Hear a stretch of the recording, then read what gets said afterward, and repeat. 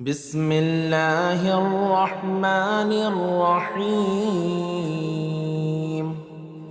ياسين والقرآن الحكيم إنك لمن المرسلين على صراط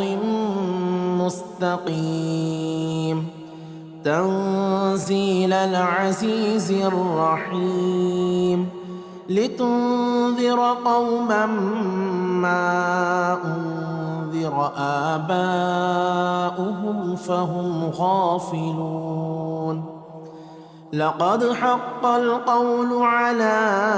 أكثرهم فهم لا يؤمنون. إنا جعلنا في أعناقهم أغلالا فهي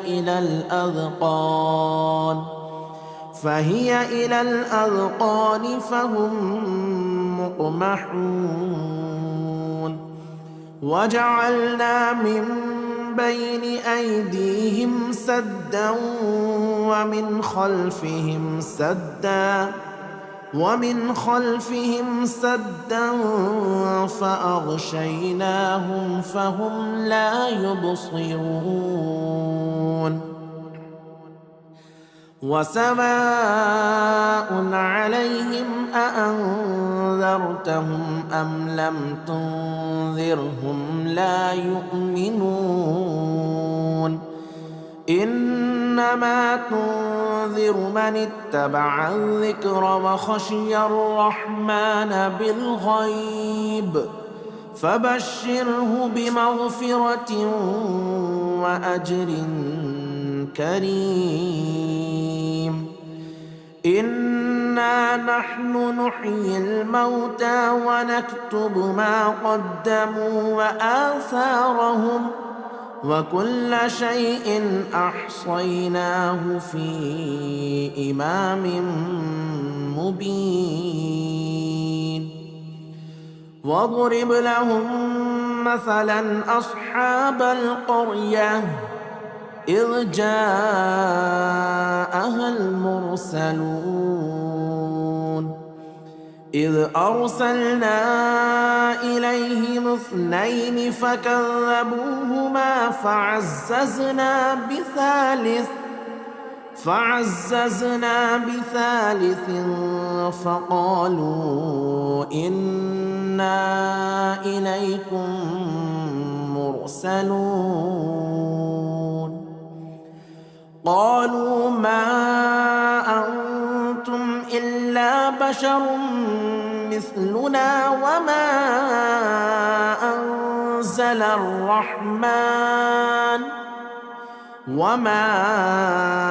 أنزل الرحمن من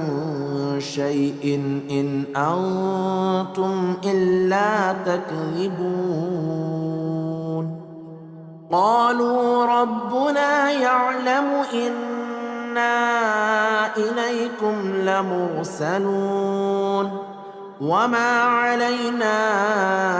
إلا البلاغ المبين. قالوا إنا تطيرنا بكم لئن لم تنتهوا لنرجمنكم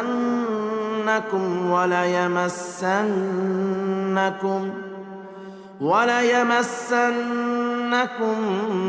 منا عذاب أليم. قالوا طائركم معكم أئن ذكرتم بل أنتم قوم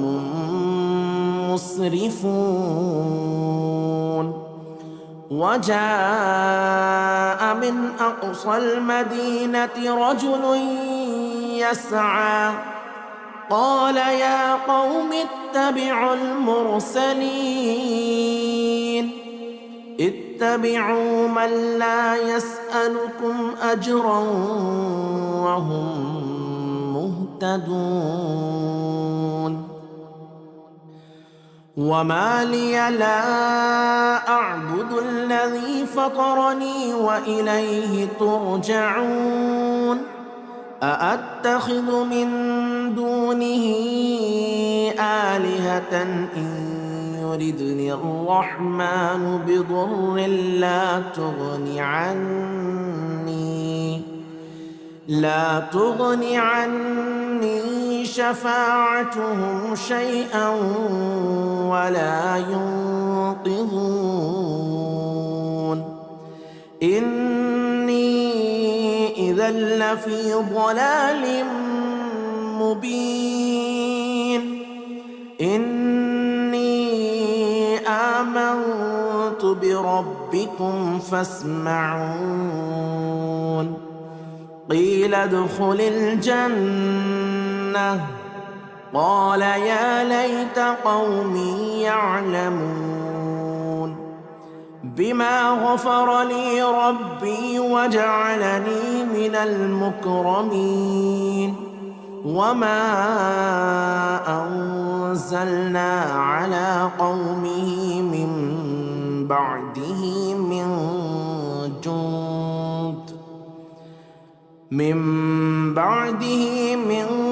جند من السماء وما كنا منزلين إن كانت إلا صيحة واحدة فإذا هم خامدون يا حسرة على العباد ما يأتيهم من رسول إلا كانوا به يستهزئون ألم يروا كم أهلكنا قبلهم من القرون أنهم إليهم لا يرجعون وإن كل لما جميع لدينا محضرون وآية لهم الأرض الميتة أحييناها وأخرجنا منها حبا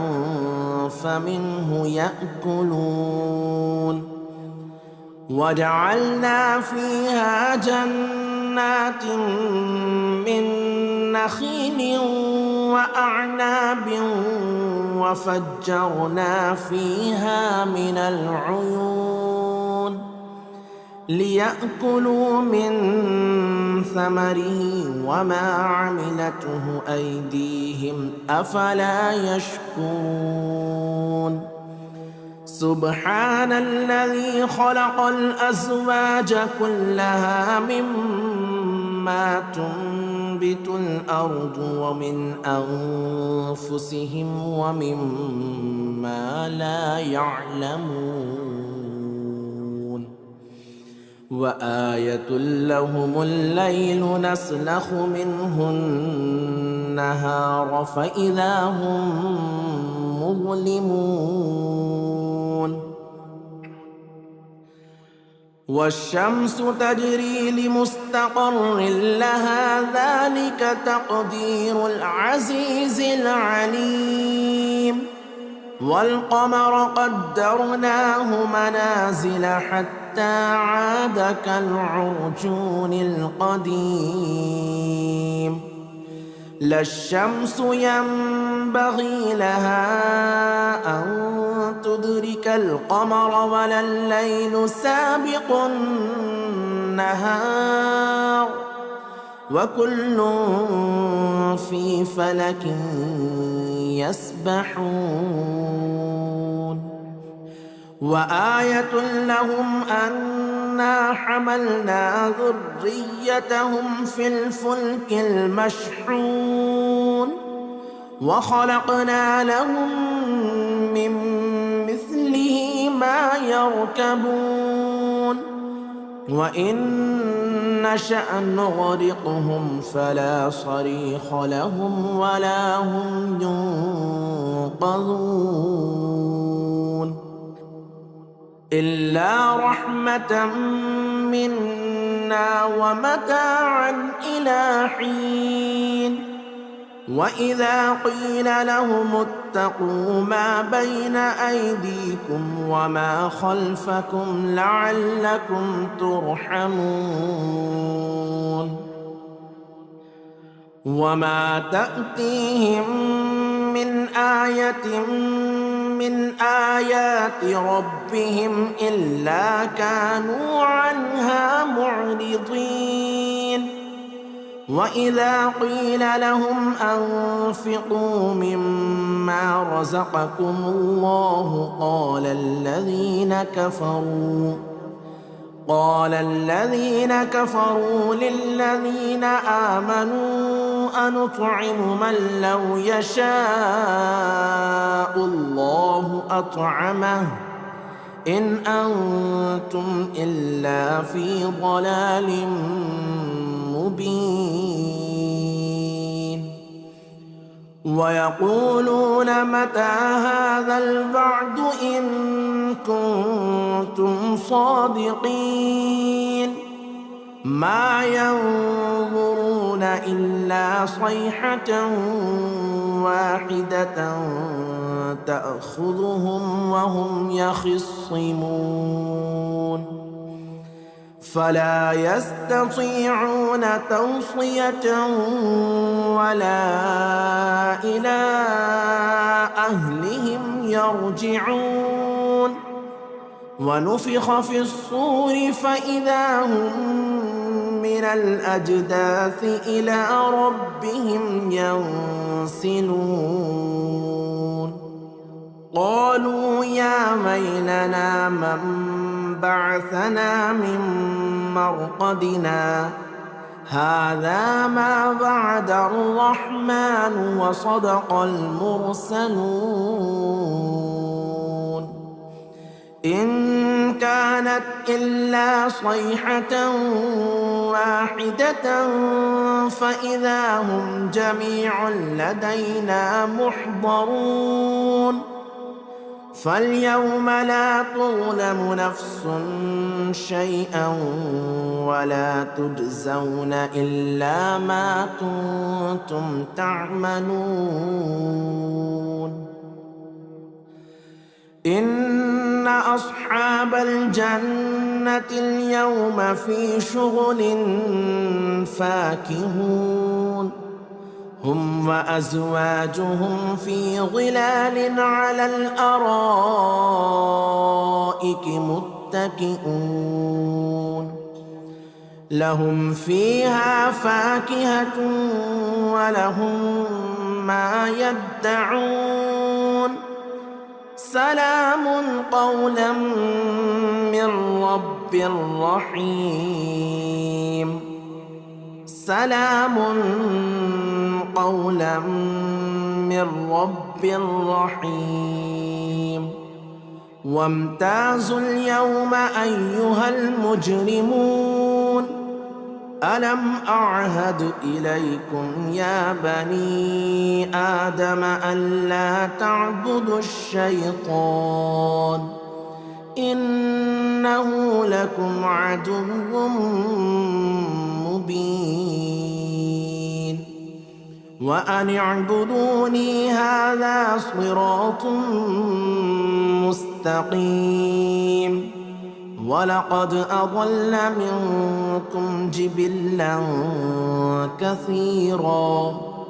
أفلم تكونوا تعقلون هذه جهنم التي كنتم توعدون اصلوها اليوم بما كنتم تكفرون اليوم نختم على أفواههم وتكلمنا أيديهم وتشهد أرجلهم بما كانوا يكسبون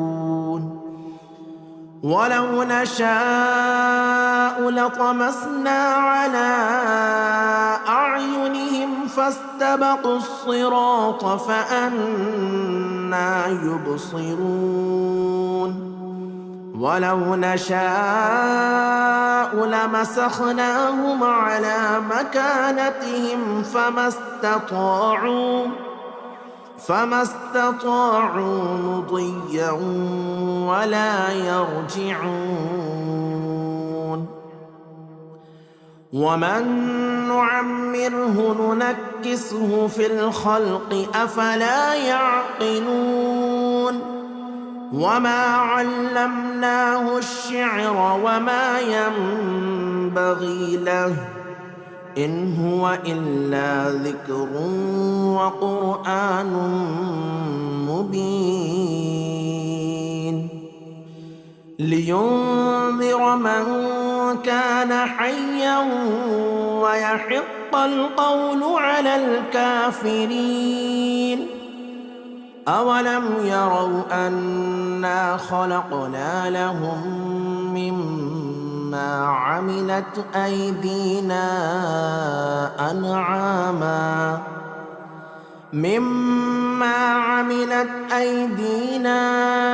أنعاما فهم لها مالكون. وذللناها لهم فمنها ركوبهم ومنها يأكلون ولهم فيها منافع ومشارب أفلا يشكرون. واتخذوا من دون الله آلهة لعلهم ينصرون. لا يستطيعون نصرهم وهم لهم جند محضرون. فلا يحزنك قولهم إنا نعلم ما يسرون وما يعلنون. أولم ير الإنسان أنا خلقناه من نطفة فإذا هو خصيم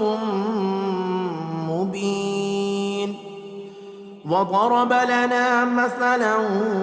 ونسي خلقه قال من يحيي العظام وهي رميم. قل يحييها الذي أنشأها أول مرة وهو بكل خلق عليم. الذي جعل لكم من الشجر الأخضر نارا فإذا أنتم منه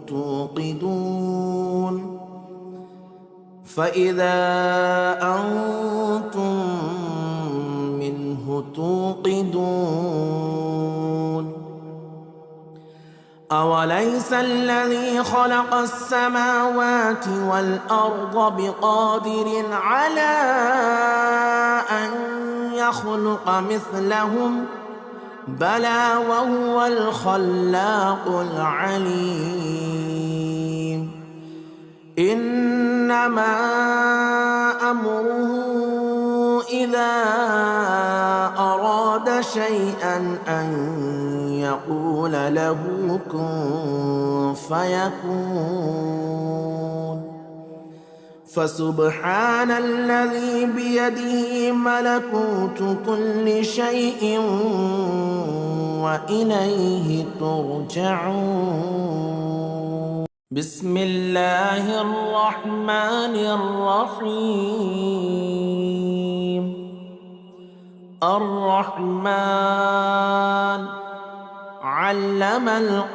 القرآن خلق الإنسان علمه البيان. الشمس والقمر بحسبان والنجم والشجر يسجدان. والسماء رفعها ووضع الميزان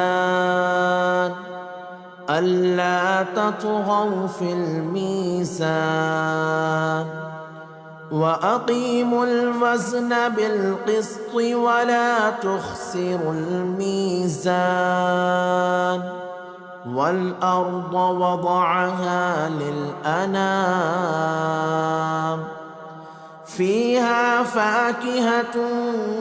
والنخل ذات الأكمام والحب ذو العصف والريحان فبأي آلاء ربكما تكذبان خلق الإنسان من صلصال كالفخار وخلق الجان من مارج من نار فبأي آلاء ربكما تكذبان رب المشرقين ورب المغربين فبأي آلاء ربكما تكذبان مرج البحرين يلتقيان بينهما برزخ لا يبغيان فبأي آلاء ربكما تكذبان يخرج منهما اللؤلؤ والمرجان فبأي آلاء ربكما تكذبان وله الجبال المنشآت في البحر كالأعلام فبأي آلاء ربكما تكذبان كل من عليها فان ويبقى وجه ربك ذو الجلال والإكرام فبأي آلاء ربكما تكذبان يسأله من في السماوات والأرض كل يوم هو في شأن فبأي آلاء ربكما تكذبان سنفرغ لكم أيها الثقلان فبأي آلاء ربكما تكذبان يا معشر الجن والإنس إن استطعتم أن تنفذوا من أقطار السماوات والأرض فانفذوا لا تنفذون إلا بسلطان فبأي آلاء ربكما تكذبان يرسل عليكما شواظ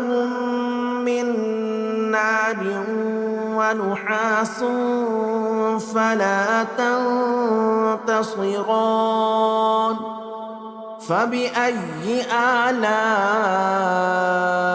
ربكما تكذبان فإذا انشقت السماء فكانت وردة كالدهان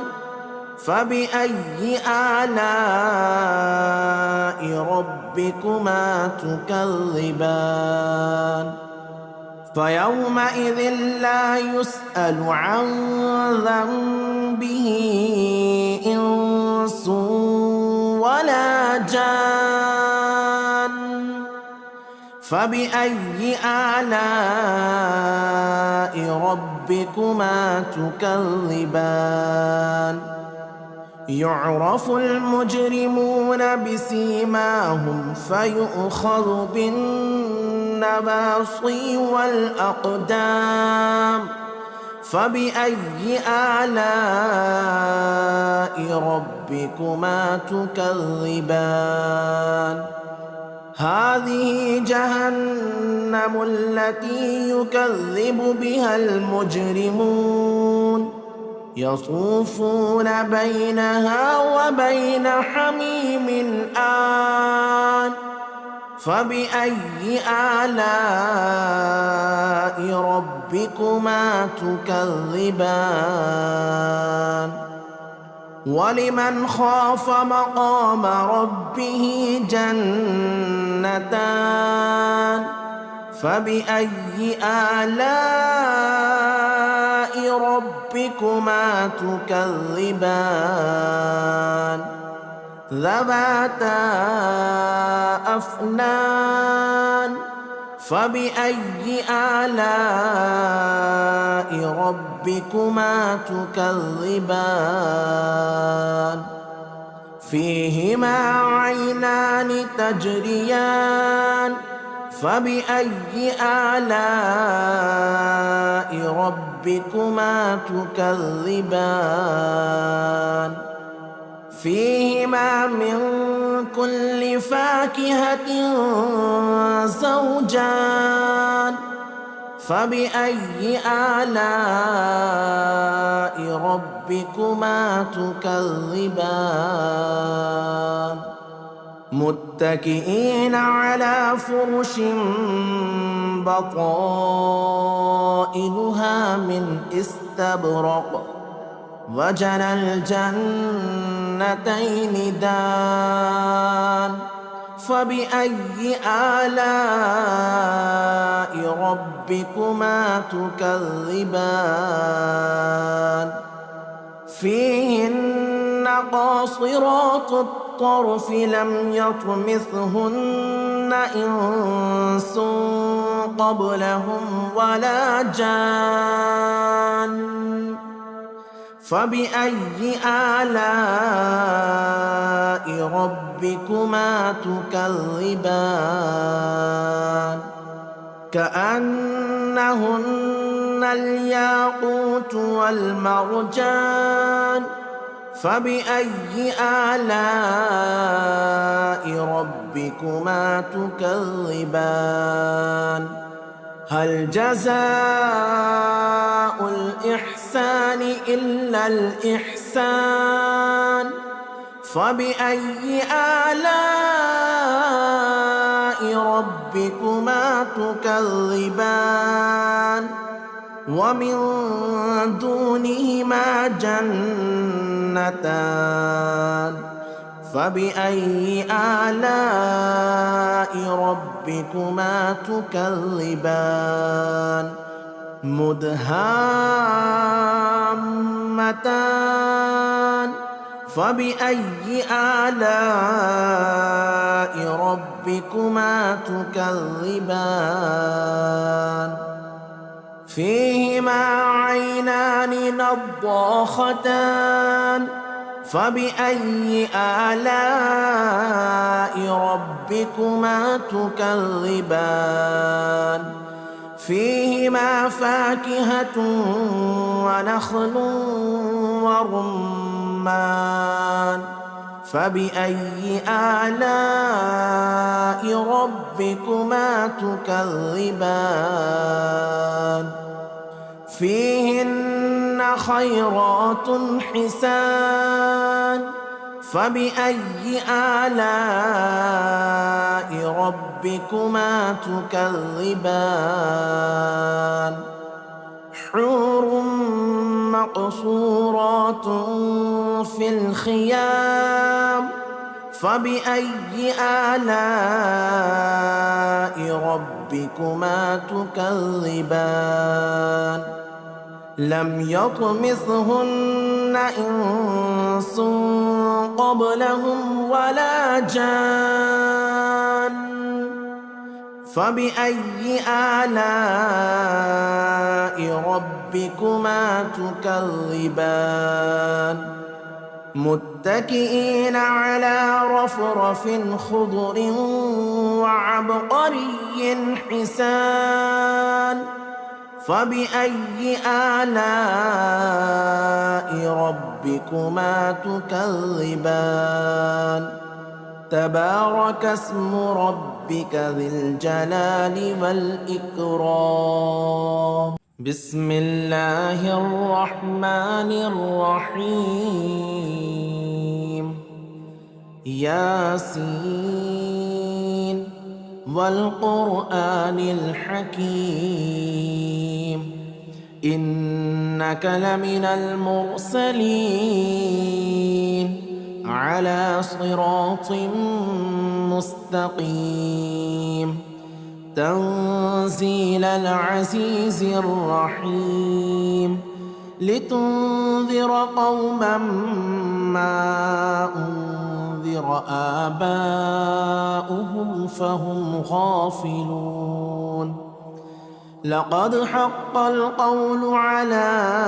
أكثرهم فهم لا يؤمنون إنا جعلنا في أعناقهم أغلالا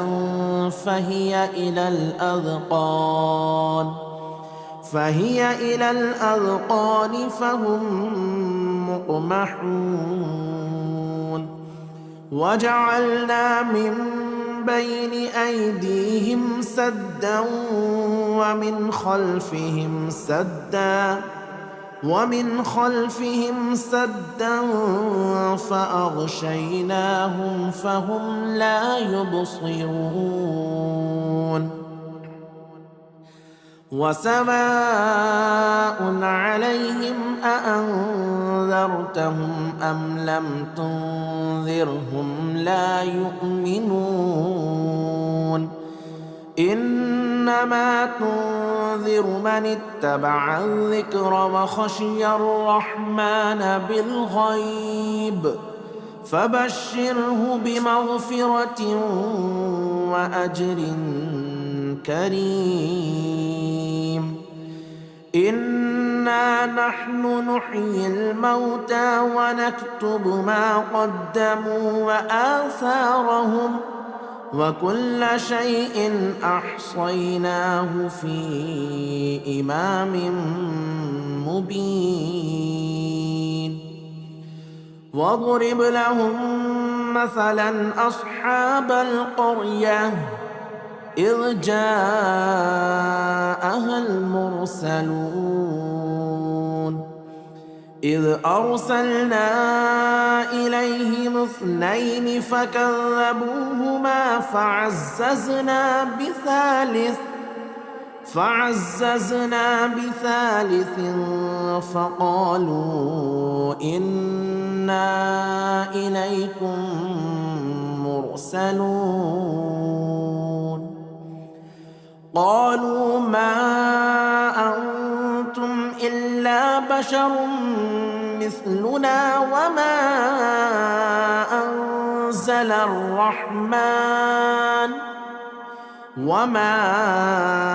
أنزل الرحمن من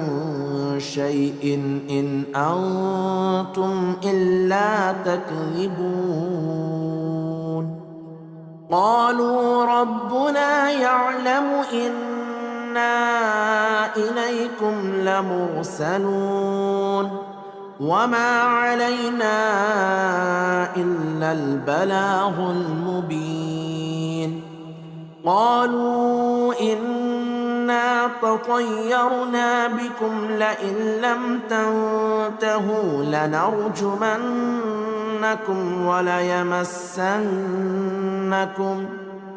وليمسنكم منا عذاب أليم قالوا طائركم معكم أئن ذكرتم بل أنتم قوم مسرفون وجاء من أقصى المدينة رجل يسعى قال يا قوم اتبعوا المرسلين اتبعوا من لا يسألكم أجرا وهم مهتدون وما لي لا أعبد الذي فطرني وإليه ترجعون أأتخذ من دونه آلهة إن يردني الرحمن بضر لا تغني عني شفاعتهم شيئا ولا ينقذون إني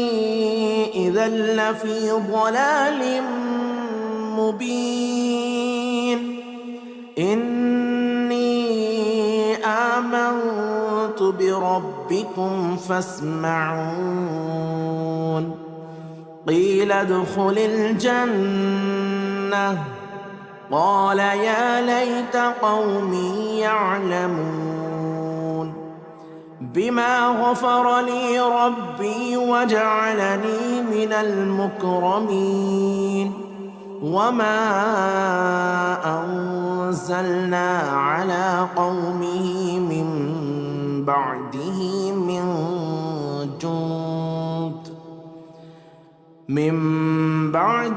من جند من السماء وما كنا منزلين إن كانت إلا صيحة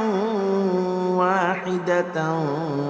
فإذا هم خامدون يا حسرة على العباد ما يأتيهم من رسول إلا كانوا به يستهزئون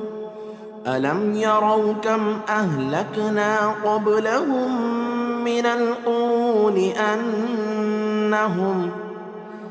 أنهم إليهم لا يرجعون وإن كل لما جميع لدينا محضرون وآية لهم الأرض الميتة أحييناها وأخرجنا منها حبا فمنه يأكلون وجعلنا فيها جنات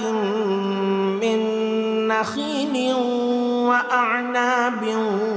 وفجرنا فيها من العيون ليأكلوا من ثمره وما عملته أيديهم أفلا يشكرون سبحان الذي خلق الأزواج كلها مما تنبت الأرض ومن أنفسهم ومما لا يعلمون وآية لهم الليل نسلخ منه النهار فإذا هم مظلمون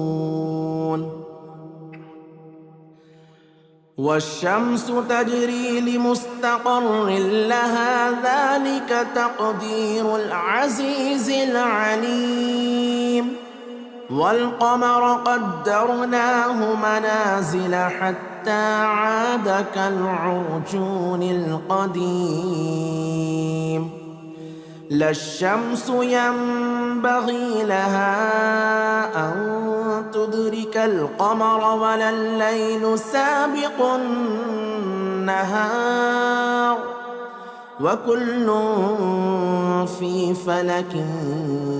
يسبحون وآية لهم أنا حملنا ذريتهم في الفلك المشحون وخلقنا لهم من مثله ما يركبون وإن نشأ نغرقهم فلا صريخ لهم ولا هم ينقذون إلا رحمة منا ومتاعا إلى حين وإذا قيل لهم اتقوا ما بين أيديكم وما خلفكم لعلكم ترحمون وما تأتيهم من آية من آيات ربهم إلا كانوا عنها معرضين وإذا قيل لهم أنفقوا مما رزقكم الله قال الذين كفروا للذين آمنوا أنطعم من لو يشاء الله أطعمه إن أنتم إلا في ضلال مبين ويقولون متى هذا الوعد إن كنتم صادقين ما ينظرون إلا صيحة واحدة تأخذهم وهم يخصمون فلا يستطيعون توصية ولا إلى أهلهم يرجعون ونفخ في الصور فإذا هم من الأجداث إلى ربهم ينسلون قالوا يا ويلنا من بعثنا من مرقدنا هذا ما وعد الرحمن وصدق المرسلون إن كانت إلا صيحة واحدة فإذا هم جميع لدينا محضرون فاليوم لا تظلم نفس شيئا ولا تجزون إلا ما كنتم تعملون إن أصحاب الجنة اليوم في شغل فاكهون هم وأزواجهم في ظلال على الأرائك متكئون لهم فيها فاكهة ولهم ما يدعون سلام قولا من رب رحيم سلام قولا من رب رحيم وامتازوا اليوم أيها المجرمون ألم أعهد إليكم يا بني آدم ألا تعبدوا الشيطان إنه لكم عدو مبين وأن اعبدوني هذا صراط مستقيم ولقد أضل منكم جبلا كثيرا أفلم تكونوا تعقلون هذه جهنم التي كنتم توعدون اصلوها اليوم بما كنتم تكفرون اليوم نختم على أفواههم وتكلمنا أيديهم وتشهد أرجلهم بما كانوا يكسبون ولو نشاء لطمسنا على أعينهم فاستبقوا الصراط فأنى يبصرون ولو نشاء لمسخناهم على مكانتهم فما استطاعوا مضيا ولا يرجعون ومن نعمره ننكسه في الخلق أفلا يعقلون وما علمناه الشعر وما ينبغي له إن هو إلا ذكر وقرآن مبين لينذر من كان حيا ويحق القول على الكافرين أولم يروا أنا خلقنا لهم مما عملت أيدينا أنعاما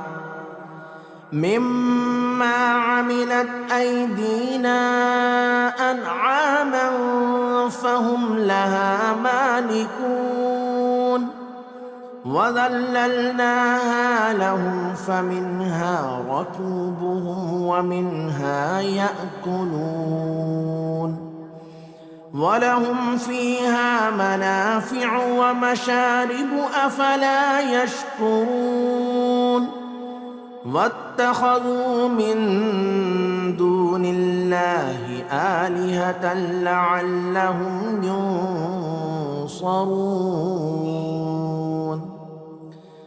لا يستطيعون نصرهم وهم لهم جند محضرون فلا يحزنك قولهم إنا نعلم ما يسرون وما يعلنون أولم ير الإنسان أنا خلقناه من نطفة فإذا هو خصيم مبين وضرب لنا مثلا ونسي خلقه قال من يحيي العظام وهي رميم قل يحييها الذي أنشأها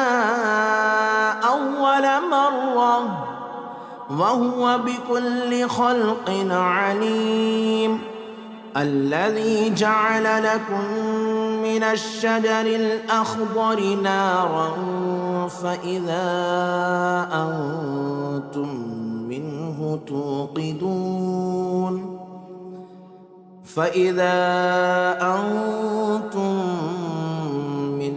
توقدون